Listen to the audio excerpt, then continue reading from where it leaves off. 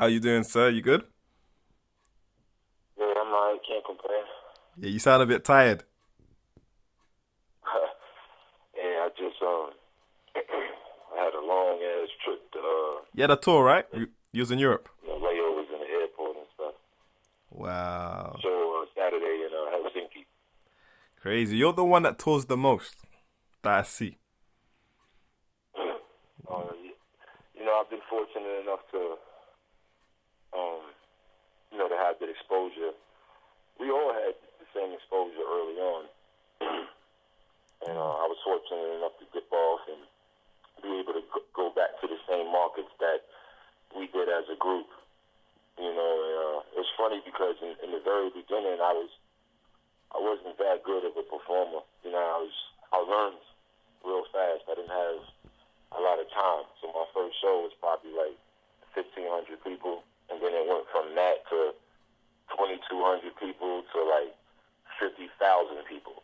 Wow. And so it was like a shock moment for me, and I had no choice but to step it up after seeing artists like 50 and Buster and so many different artists that have a good stage presence, and I realized that I had a love for that. Crazy. But how did you know whether? How did you know what to improve on? Because if you've already got the people in front of you and they're responding to your music, how would one assess what needs to be changed? Um, it's a lot. It's so many things. Like for example, just crowd participation, just knowing different ways to get them to respond back to you. Like one time we was in Belgium. I had a show in Belgium, and Busta Rhymes was on the same bill, and I had seen him perform, since 2003 on the Rock the Mic tour. Yep. And I would see how he would, take his voice to another level, like he kept saying Belgium, and then he would scream back, and then he would say Belgium, and he would do it about 5 times and raise his voice louder every time. Yeah. And like little things like that, like I would learn how to take my voice to a higher level. People always used to me rapping in a monotone voice from the earlier days of the season, and then ask why my voice changed now. And it's mainly because I wouldn't have been able to keep it if I didn't learn how to, take my voice to another level. Because I was losing my voice every night before I made that change. So little things like that. And just you get a feel, because it's just like working out. Like if you do shows a lot, it just comes like you don't even have to practice. Like I don't have to rehearsal when I'm doing shows by myself because it just flows that fluid for me. Yeah. You did a show in London not too long ago. Was it like a year or two ago? Was that the O2? Yeah, I'm not exactly sure. You do so many, you don't remember where. But your first. I used to tour the UK heavy. Yeah. So much that you might get like 10 to 15 dates in a few years, out there, and then you don't kind of want to just oversaturate. But I definitely can't wait to get back to that, to the UK and Australia also, and Canada. I mean, yeah, it's just certain places that you go, and it's a good feeling being on the road for 10 to 12 days, and the people just come out regardless if it's rain, sleet, if there's snow out there, so I definitely enjoy it. I think you're somebody that I think everyone accepts, your bars and your wordplay, and when I was talking to Yayo, he was talking about how, he's trying to make sure that people appreciate what he brings to the rap game. In your case, people know what you bring to the rap game, but you sometimes find that it can be lost with all the BS or the, let's say, the nursery rhymes that's going on. How do you see it for yourself? Man, I tell people all the time, for the people that actually get around me and might ask the question or whatever, but I take this real serious. It's where I go when I need that place. It's therapeutic for me. Not just like performing, but recording and the writing process. From the very beginning, like write every day, I constantly make an effort to not sound how I did the last time. Not flow-wise, but just words. Like, I make a conscious effort. Like, if I use a word, I might cross it off my lips, you know, and try not to use that word for a few more records, at least for a whole album, at least not the same project with the same content, you know. Yeah, man, I think about that all the time. My place in hip-hop and what it's going to be. You know, my dream was just to be on that wall with all the rest of the big faces, you know. And, like, if you go through Instagram pictures and stuff now, I might see collages where people make up, you know, with their 5 best rappers or their 10 best rappers, and I keep seeing my face, you know, and slowly but surely, I want to get up in, you know, in the top 3 boxes. You know, I want to be there, and I want to be there for the next 10, 20 years. And I feel like I'm not going to compromise.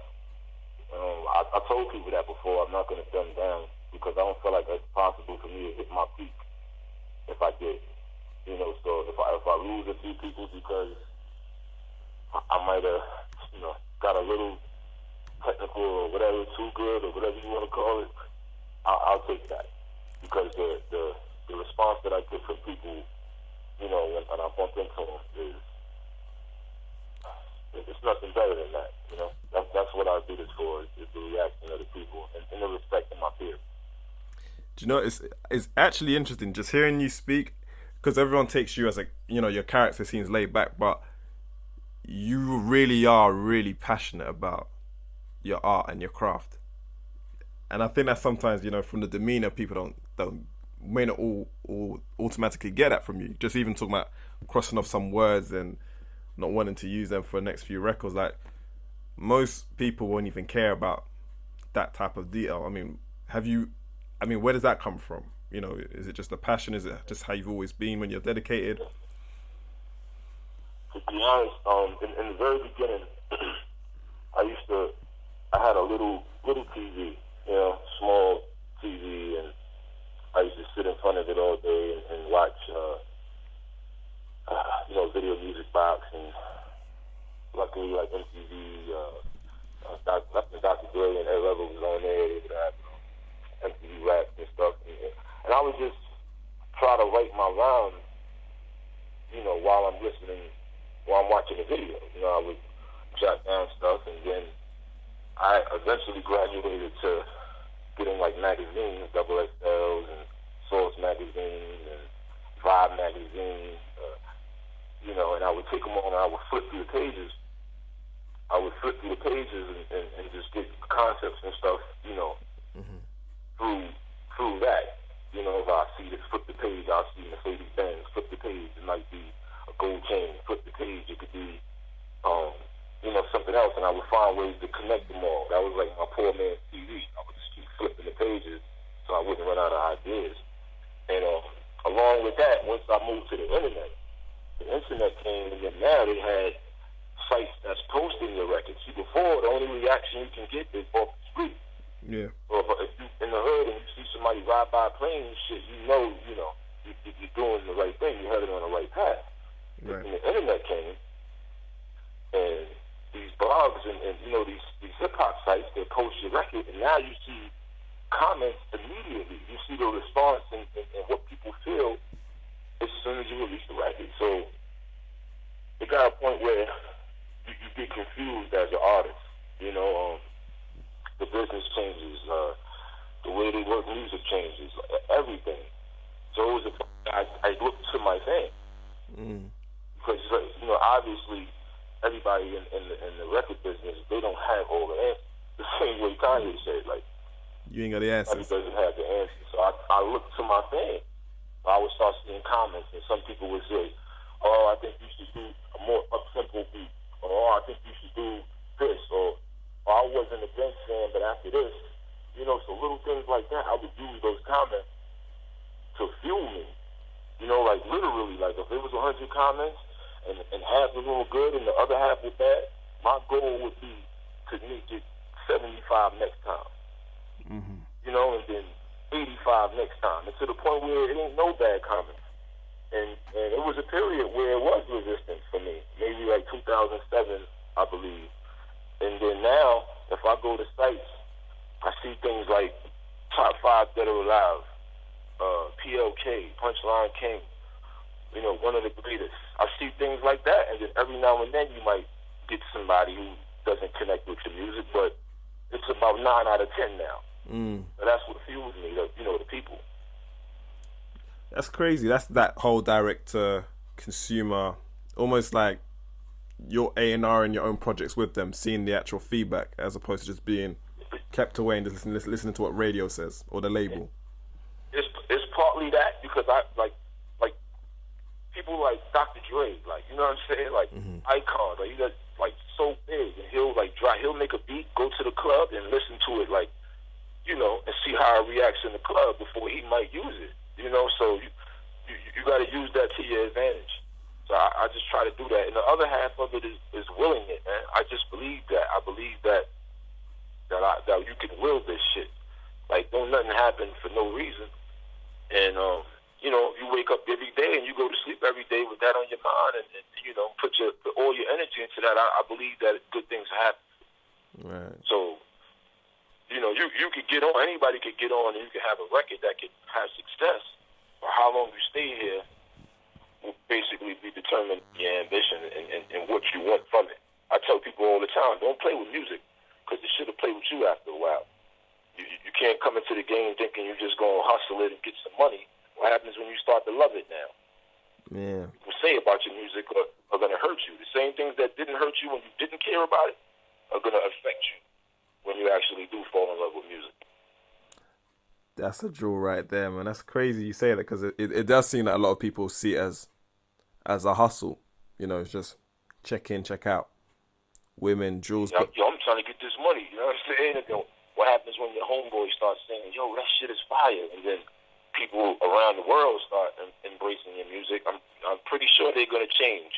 They're going to start to love it, you know? So, yeah, with that in mind, man, I just... And then, you know what trips me out, too? When I'm out and I can have a show and it could be teenagers in there. It'll be teenagers up into my age bracket. You know, so that's a blessing also, to be able to hold on to your fans that grew up with you, and also capture the ears of their little brothers and sisters. Right. Do you know, I remember when I spoke to you and Yayo in 2008, I think I spoke to you about how you were able to continue making music going through some losses. I remember I think there was a period where a lot of, you know, tragedies were happening in your life, and I was saying, like, how do you, like, persevere? Like, you know, looking back, how difficult was that for you? Yeah, that was the most difficult part of my life, to be honest. And it was like right around after the release of my second album. Yeah, I had lost my father, and then not too long after that, I lost my grandmother. You know, so that was real painful for me, and just trying to come to grips with the fact that, you know, I did what I could do, you know, and I was moving so fast, and, you know, you start to just think about all the time that you gave, you know, to music. And I tell people that all the time, like, I gave my 20s, you know, from 20 up to 30, all to music. You know, I gave it to music and my people. You know, so it was a little, you know, frustrating for me, you know, to sit, and there was a point where I actually was, you know, not really happy about doing music, because it would take me back to that place. A lot of people didn't understand it, you know, but shit, not everybody come from where I come from and get an opportunity like that and go all around the world and shit. And you know what I mean? We was losing friends all the time. I lost my best friend. I lost a lot of friends, you know, to the ground and in the jail cell. So, but when something like that happens, when you lose your father and your grandmother and things like that, I think everybody's going to react to it different. Yeah. Is that more so because people just see artists as, you know, almost like robots? Like, we watch you on TV, we pay for you to do a show, give us our show, make us happy, and then take a picture, follow us on Instagram, whatever, and it's almost like you guys are not servants, but you know, they demand more from you than sometimes you may be willing to give. Yeah. Of course. Yeah, of course. I mean, but that comes with the job. You know what I'm saying? Like that's what we do. And like I said, some things you'll work through better than the others. And like I said, man, that's why I said you gotta love what you do. You know, I love what I do. So at the end of the day, I'm my biggest critic. You know, people say I'm underrated. I get that title a lot, and when people say that, I just feel like, all right, underrated to me means I haven't got my point yet. Like it's a level that I'm gonna take it to that's higher than where I'm at now, and I look forward to that. You know, and as long as I love the music, I think all the other things won't, you know, it won't slow down the process. And I learned to go towards my music with my frustration, opposed to away from it now.